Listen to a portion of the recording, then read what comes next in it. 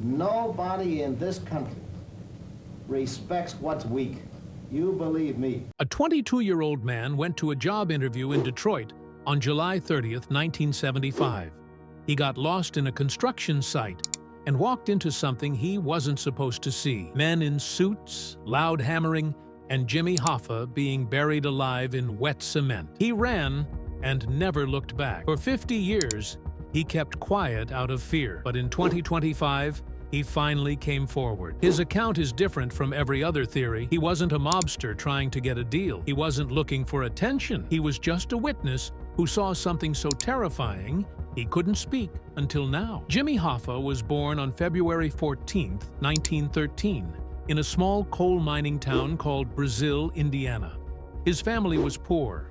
His mother, Viola, was Irish, and his father, John Hoffa, had German roots and worked as a blacksmith for coal mines. They lived in a tiny A-frame house with just 3 rooms. Jimmy was born in the middle bedroom, and because the doctor thought Viola had a tumor instead of a baby, Jimmy got a strange early nickname, the Tumor. When Jimmy was only 7, his father died from a lung disease caused by years of breathing coal dust. After that, everything fell apart. His mother worked day and night, washing laundry and cooking in restaurants to raise 4 kids. In 1921, they moved to a place called Clinton, where Jimmy and his siblings sold wood, caught fish, and even dug up mussels from the river to sell the shells for $6 a ton. By 1924, they had moved again, this time to Detroit. Jimmy was just 11. At 12, he was bagging groceries. By 14, he dropped out of school for good. He had to work full-time to feed the family. His first real job paid $12 a week at a department store. In 1929, when the Great Depression hit and jobs disappeared, Jimmy was only 16.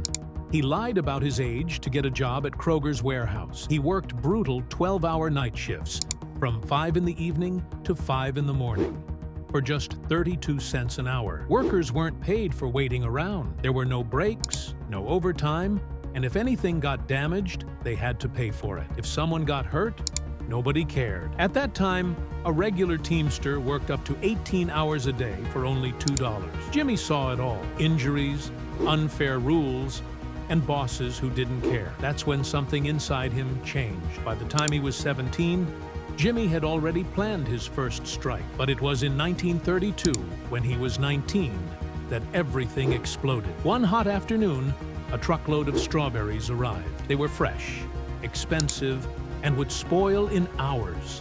Hoffa and 4 other workers refused to unload. He knew the company would lose money fast. In less than 1 hour, management gave in. They signed a deal with the workers. That moment changed everything. The Strawberry Boys became legends, and Jimmy Hoffa became the man to watch. That same year, he joined Teamsters Local 299 in Detroit, but it wasn't easy. Employers hired armed thugs to fight union men. Hoffa didn't back down. He used violence when he had to. He went straight to truck drivers sleeping on the road, knocked on their windows, and told them to join the union, or else.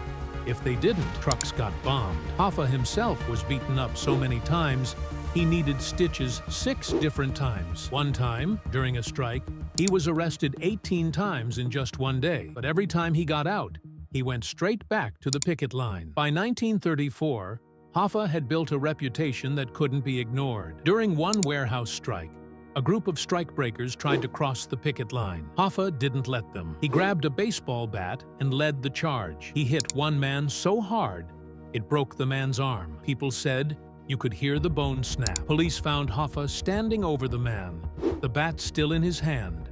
He was arrested for assault. From then on, everyone knew Cross Jimmy Hoffa, and you might not walk away whole. In 1936, he married Josephine Poszowiak, an 18-year-old Polish laundry worker he met during a strike. The very next day, Hoffa took her $200 savings, worth about $3,600 today, and said it was for strike relief. But the FBI later found out Hoffa had been taking small bribes from local shop owners and putting the money in his own pocket. Even then, Josephine stayed loyal to him for life. That same year, Hoffa pulled off something huge.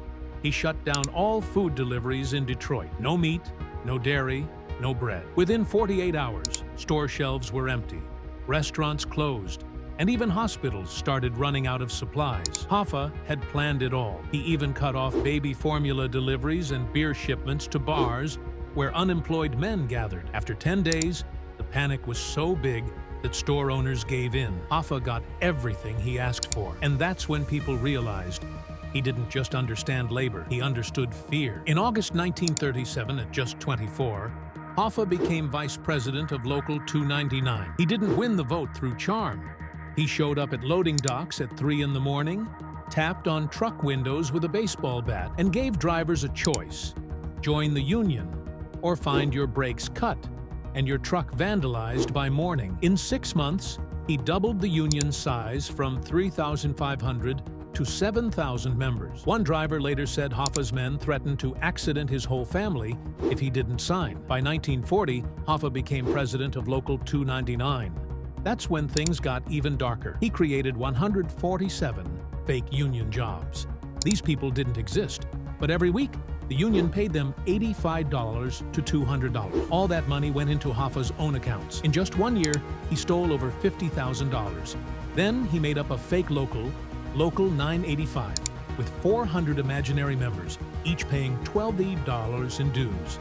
That brought in another $57,600 a year. He used this cash to bribe police captains, councilmen, and business owners. In a private letter, Hoffa once bragged that he had bought 23 government officials, paying some as much as $5,000 each. By 1942, Hoffa had created what he called muscle squads. These were 15 to 20 men, armed with guns, clubs, and explosives. On September 14, 1942, they firebombed 3 trucks owned by a rival company. One driver, 34-year-old Thomas Hendricks, died. 2 others were injured so badly they never worked again. Hoffa didn't care. He called them necessary casualties. In 1 year alone, his squads were behind 47 truck bombings, 23 warehouse fires, and beatings that put 31 people in the hospital. Most of it was covered up as accidents, thanks to police officers on Hoffa's payroll. He paid each bombing crew member $200, which was nearly 6 weeks' pay for an average driver. During World War II, Hoffa saw another way to make money. In 1943, he promised the government that his union wouldn't strike, and in return, his members got 18% to 25% pay raises. But Hoffa secretly took 15% of that raise from every worker. He called it a war effort fee. That scam alone brought him $312,000 a year. Then he started selling fake war material labels to trucking companies for $50 per load. That added another $89,000 to his pocket each year. Meanwhile, he lied to the draft board to keep himself and 847 union men out of military service. They were all declared critical defense workers. While real soldiers were dying overseas for $50 a month, Hoffa was making $2,300 a month, more than most corporate CEOs at the time. In 1945, Hoffa went after full control of Michigan's Teamsters. The last man in his way was Robert McKenzie, who led Local 406 in Grand Rapids. Hoffa didn't fight him head-on. He hired investigators, dug up proof that McKenzie had stolen $3,200 from union funds, and leaked it to the press. McKenzie resigned in disgrace. Hoffa did the same thing to 7 other rivals, including one man whose gambling debts were exposed in the newspapers. By the end of 1945, Hoffa ran the entire Michigan Conference with 47,000 truckers. He was just 32. He celebrated with a party at the Book Cadillac Hotel that cost $12,000. All paid for with union dues. In 1947, Jimmy Hoffa found a way to rise fast inside the Teamsters. He didn't win votes the usual way. Instead, he passed out envelopes, each holding $5,000 to local union presidents. That would be about $60,000 today. These weren't thank you gifts. They were payments to secure their votes and loyalty. Hoffa also built something even darker. With the help of a Chicago mob figure named Paul Red Dorfman, he created over 20 fake union chapters. They had no real members, just names on paper, but each had full voting rights. He filled them with loyal friends and mob connections. These paper locals gave Hoffa enough power to crush anyone who stood in his way. By 1955, he had built a machine that couldn't be stopped. That same year, Hoffa took control of the Central States Pension Fund. It was meant to protect workers' futures. but he turned it into a $1 billion tool for the mob. Each Teamster member paid just $2 a month into the fund. That added up to $800,000 every month, and $10 million in the first year alone. Hoffa used this money to give loans to real businesses at 12% interest, but gave sweetheart deals to mob-run casinos in Las Vegas at just 2%. He also took 10% as a personal finder's fee on each loan. Between 1958 and 1977, around $250 million from the fund went to casino projects tied to organized crime. In 1976, $62.7 million was handed to 32-year-old Alan Glick to buy the Stardust Casino.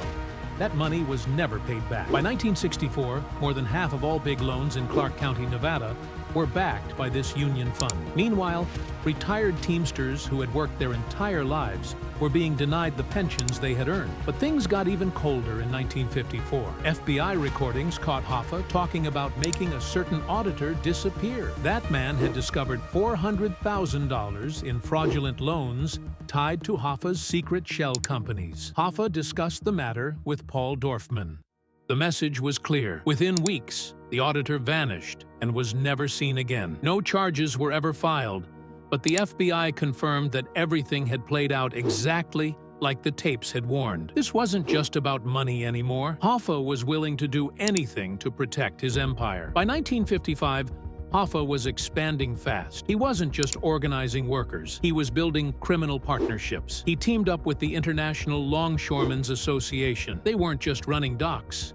They were smuggling Caribbean rum worth $100,000 a year. Hoffa gave them a $400,000 loan from the pension fund. In return, he got control of key waterfronts. This wasn't just about unions anymore. Hoffa was building a grip over America's transportation system, trucks, ships, and even plans for airlines. The McClellan Committee later found that Hoffa saw union members not as people, but as soldiers in his private army. In August 1957, Hoffa stood before the Senate's McClellan Committee, but instead of fear, he showed rage.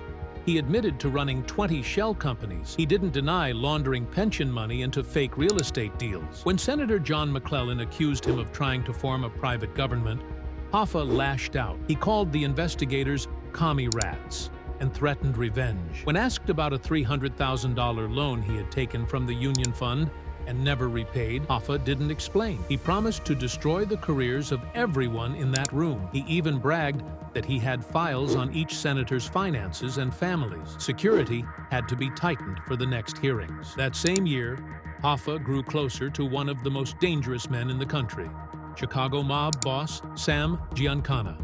Starting in 1955, their partnership brought huge profits. Hoffa gave Giancana access to trucking routes and pension fund cash. Giancana gave Hoffa protection. In 1958, a car bomb meant for Hoffa killed one of his rivals instead. That's how high the stakes had become. By 1959, Giancana controlled illegal gambling across several states and had men inside city halls. Hoffa's connection to him was both powerful and deadly. In 1959, Hoffa showed just how far he would go. A New York Teamster who worked with Johnny Dio challenged him over the pension fund. Hoffa sent men to beat him in a warehouse. The beating lasted over an hour. The man was left paralyzed for life. Dio's network included 40 criminals with a combined 178 arrests. Hoffa wanted to own New York's trucking routes, and nothing was going to stop him. The pension fund was worth $400 million now, and Hoffa treated it like his own bank. In 1961, Hoffa wanted more. He wanted the Teamsters presidency, and he got it by buying 1,000 fake delegate votes at $50 each. That's $50,000 spent on votes. He created 7 fake locals in New York just for this election. They had no real members.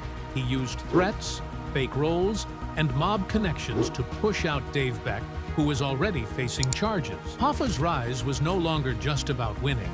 It was about taking control, no matter the cost. Then came 1963. Hoffa used $2 million in pension money to build the Stardust Casino in Las Vegas. The deal went through Meyer Lansky, a top organized crime boss. In return, Hoffa secretly got 5% ownership. That deal made him millions, while draining money meant for workers' retirements. The money was passed through men like Mo Dalitz and Alan Dorfman. In total, over $57 million flowed into Vegas casinos between 1964 and 1972. The pension fund had become a criminal lifeline. In the 1960s, Hoffa lived under constant threat. There were at least 3 known attempts on his life. One in 1962 nearly succeeded: a poisoned steak dinner. Hoffa was so paranoid that he had a bodyguard whose only job was to taste his food. That same year, during a trial in Nashville, another plan was made to ambush FBI agents and possibly kill Hoffa, too. Wiretaps revealed there were contracts worth $500,000 on his life, but Hoffa never stepped back. He increased security, carried a concealed weapon, and stayed in control. Then came the 1962 jury tampering scandal. Edward Parton, a Teamster from Baton Rouge, turned informant during Hoffa's test fleet trial. He said Hoffa talked openly about bribing jurors. One juror's son was offered $5,000 for himself, and another $5,000 for his father. Hoffa didn't even try to win the case. He just wanted a mistrial. When Parton testified, Hoffa called it gobbledygook and accused him of running guns to Cuba. But the damage was done. Things hit a new low in 1964 when Hoffa planned to frame one of Robert Kennedy's allies for murder. Harold Gibbons, a Union man, had lowered the flag when JFK was killed. Hoffa saw that as betrayal. He wanted Gibbons gone and someone close to Kennedy blamed. The hatred between Hoffa and Robert Kennedy had become personal. Kennedy created a Get Hoffa squad. Hoffa worked nights trying to stay ahead. He hated Kennedy's polished background. Kennedy hated Hoffa's corruption. Neither would back down. In 1967, Hoffa entered Lewisburg prison. Even inside, he ran things. He sent out notes to approve over $500,000 in loans. He worked in a mattress shop by day, ran the union by night. He teamed up with mob boss Carmine Galante. The pension fund had $1.3 billion now, but mob bosses grew tired of Hoffa's control. They preferred Frank Fitzsimmons, a softer man who gave them easier access. Hoffa didn't know it, but they were already planning to replace him for good. Fitzsimmons was supposed to be a stand-in. Instead, he betrayed Hoffa completely. While Hoffa was locked away, Fitzsimmons rode Nixon's private jet and dated a Las Vegas showgirl. Hoffa planned to use that affair as leverage, but it was too late. Fitzsimmons had teamed up with the same mobsters who once protected Hoffa. When Tony Provenzano got out of prison in 1970,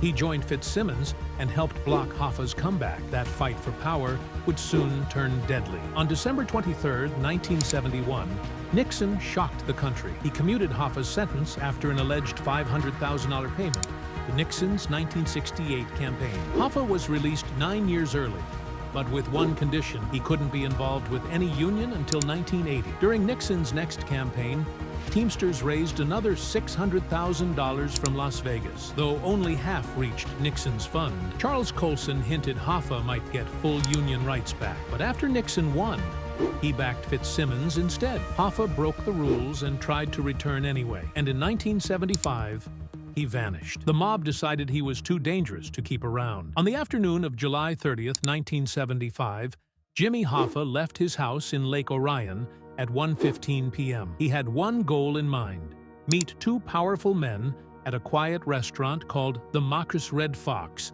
in Bloomfield Township, Michigan. He was supposed to be there by 2:00 p.m. He even wrote it in his office calendar using the letters TG.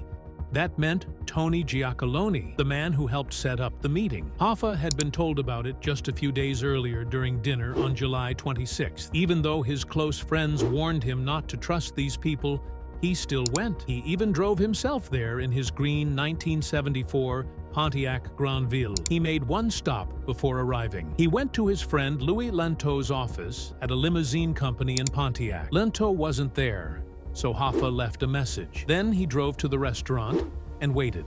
But by 2:15 p.m., he was already upset. He called his wife Josephine from a payphone behind the restaurant and told her that Giacalone never showed up. He said he felt like he was being stood up. Still, he told her not to worry and promised he'd be home by 4:00 p.m. to grill steaks. But that never happened. He made another call at 3:30 p.m. to Lenteau again. He sounded more angry than before, still waiting for someone to arrive. Witnesses saw him pacing in the parking lot. He looked stressed. A couple of strangers even walked up, shook his hand, and said hello. That may have been the last time anyone saw him alive. Just before 2:45 p.m., a truck driver making deliveries saw something strange. A maroon 1975 Mercury Marquis Brougham came speeding out of the parking lot. The driver almost hit it. When he looked inside, he immediately recognized Jimmy Hoffa in the back seat. Next to Hoffa was something long and covered with a gray blanket. The truck driver thought it might have been a shotgun. The Mercury was later traced to Joe Giacalone,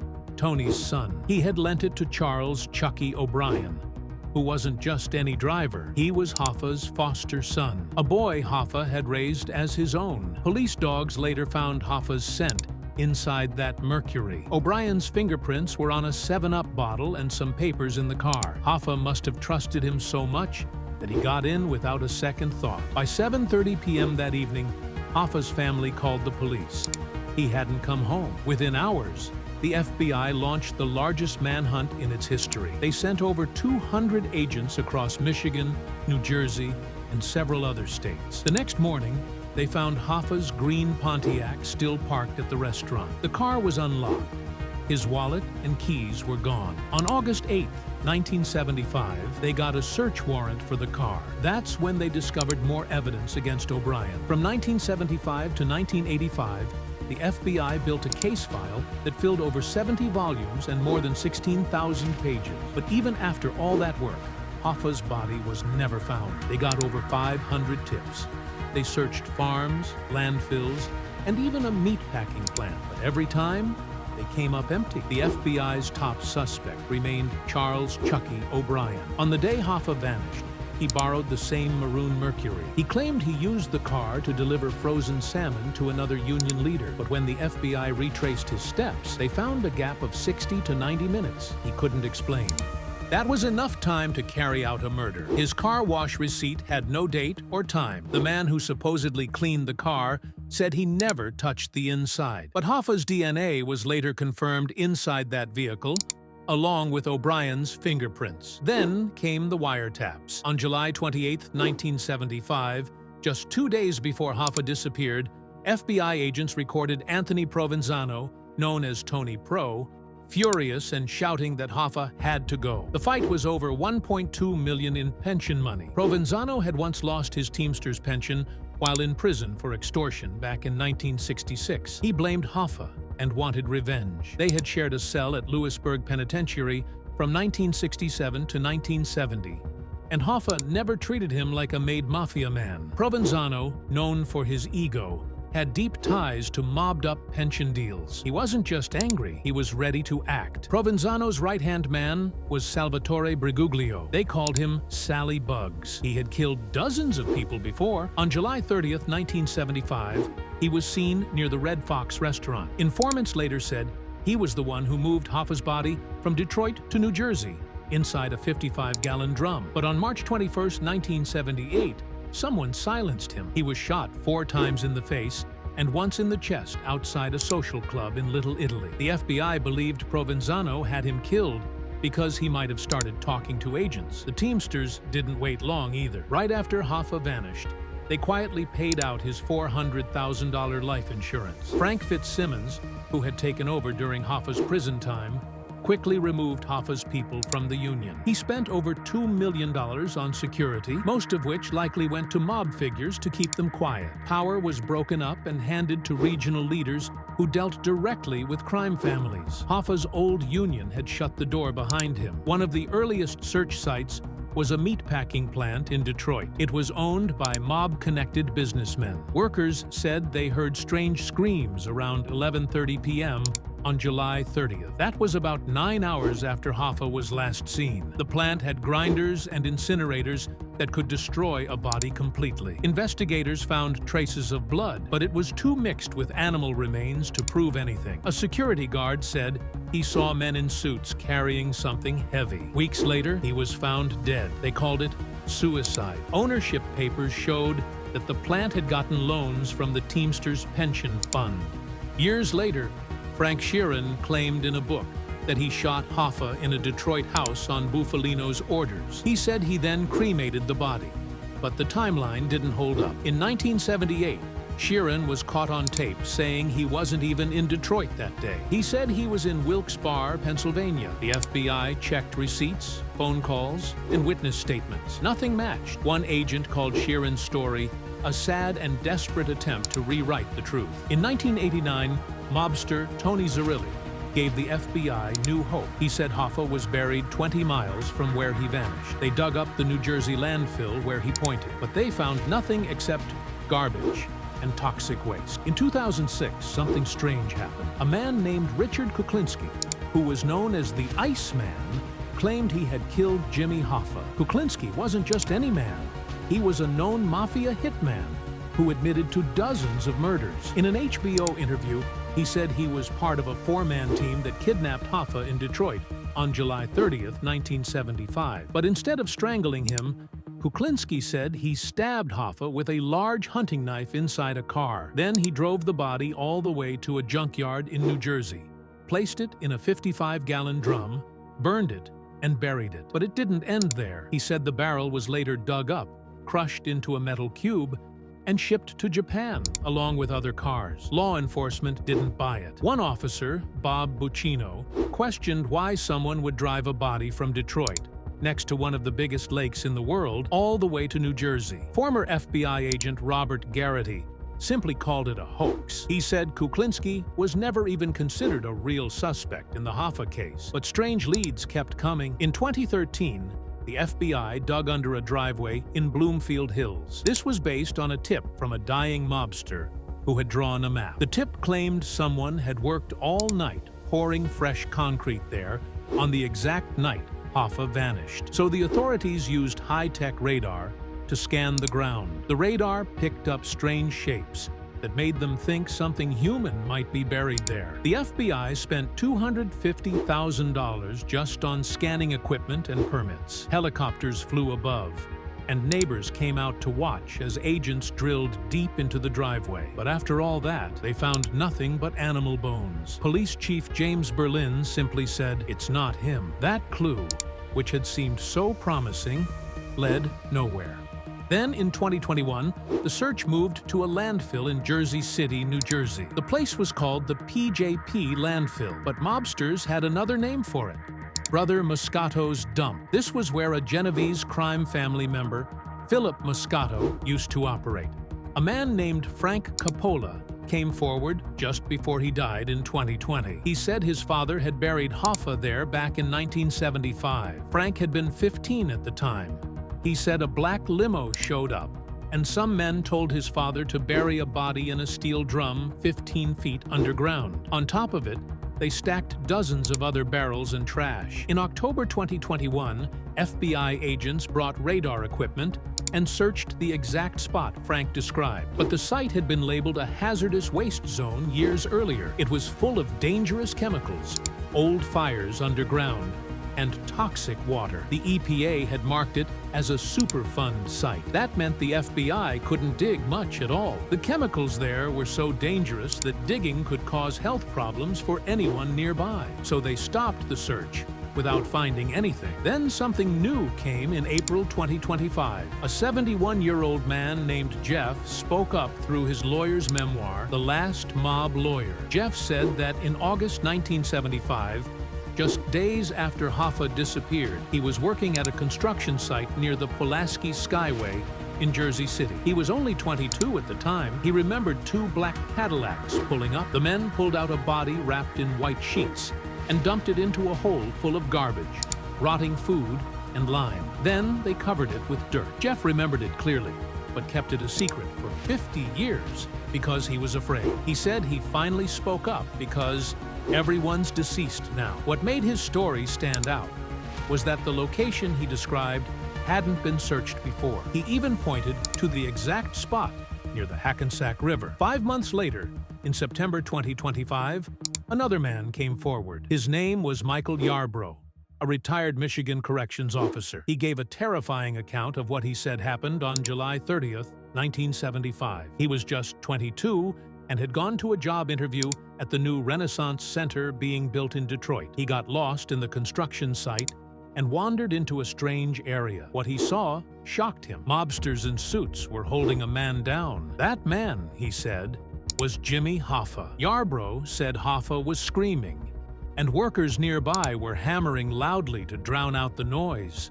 Then he saw Hoffa being pushed into a hole inside one of the building's hollow concrete columns, and a truck poured cement over him. Yarbrough said he ran, terrified. He tried to tell the FBI many times over the years, but they never listened.